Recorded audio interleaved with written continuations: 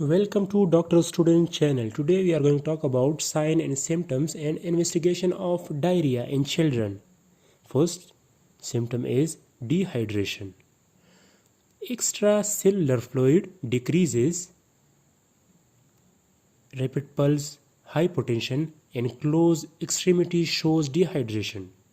Hydrostatic pressure then decreases. After that, glomerular filtration rate decreases, which causes oliguria and anuria, is a sign of dehydration.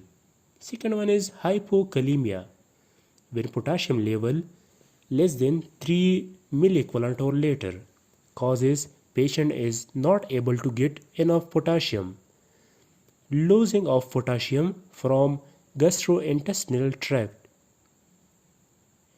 In clinic of hypokalemia, we can see muscle hypotonia, severe paralysis, respiratory muscle paralysis, abdominal distension, ST segment depression and flat T wave in ECG. For the treatment of hypokalemia,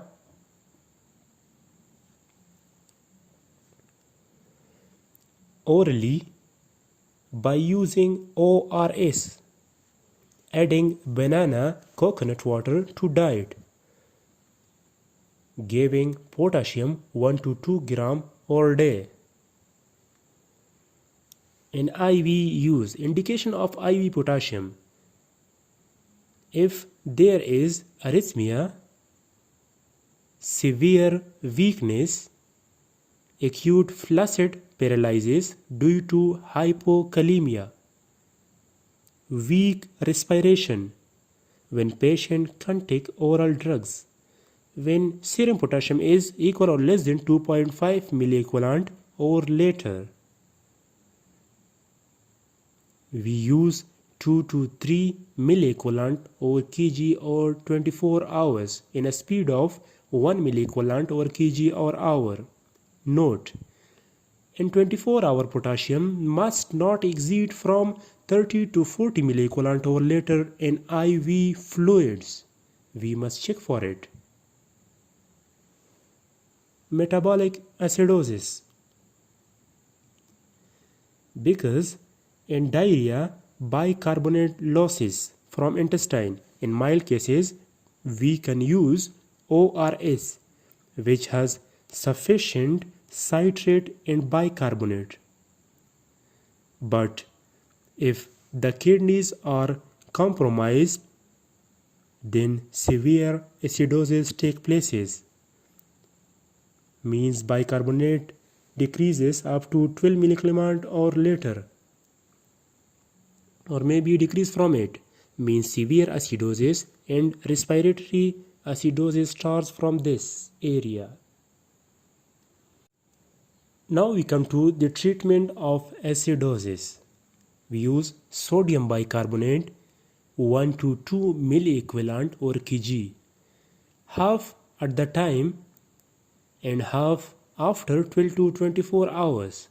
We use sodium bicarbonate in this formula: body weight or kg times base deficit times 0.3.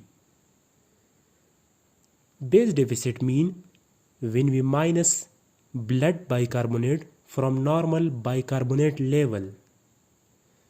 Normal is 22 to 28 milliequivalent or later. Sign and symptoms in gastrointestinal system. If the diarrhea's cause is rotavirus, then mild fever, first vomiting starts, then diarrhea, and cases occurs in winter or symptoms. By enterotoxigenic E. coli, there is watery and more discharges of stool, mean high amount passages. Stool look like yard pieces. If caused by cholera, there is more vomiting, more or a lot stool passage and look like rice water shape. If diarrhea is caused by Salmonella, invasive strain of E. coli, Shigellosis, Campylobacter jejuni.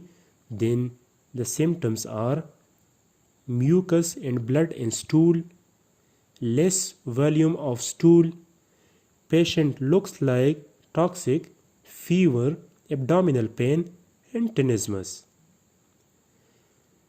When someone uses antibiotics for a long time, then the causes of diarrhea are Candida albicans, Clostridium difficile, and Staphylococcus. Now we come to the investigation of acute diarrhea. Now that we know that mostly cases are due to viruses, so they are not very important.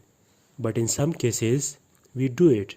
In stool examination, if WBC in stool are greater than 10 cell or high power field area, then is invasive diarrhea. In protozoal diarrhea, we look for trophozoite because cyst doesn't count. We must take fresh stool sample for 3 consecutive days. We do ELISA for rotavirus, bioassay for E. coli, and we do stool culturing for Shigella and Vibrio cholera. In blood examination, it is for serum electrolytes, bicarbonates, and renal function test. Indications for renal function test: dyselectrolytemia, acid-base imbalance, anuria, oliguria, irritability, lethargy, convulsions, abdominal pain, and abnormal respiration. We do chest X-ray to check out pneumonia. Now we come to the complication of acute diarrhea. We know that there are 2 types of diarrhea: watery diarrhea and bloody diarrhea, which is also called dysentery. In watery diarrhea, complications are dehydration, hypovolumic shock, convulsion and coma due to hyponatremia and cerebral thrombosis. Tetany, metabolic acidosis, paralytic ileus due to hypokalemia, renal failure, hypoglycemia, hypokalemia, and superadded infections and malnutrition in chronic cases or in recurrent cases. Dysentery complication: toxic encephalopathy, intestinal abscesses, protein losing enteropathy, arthritis, hemolytic uremic syndrome, and perforation.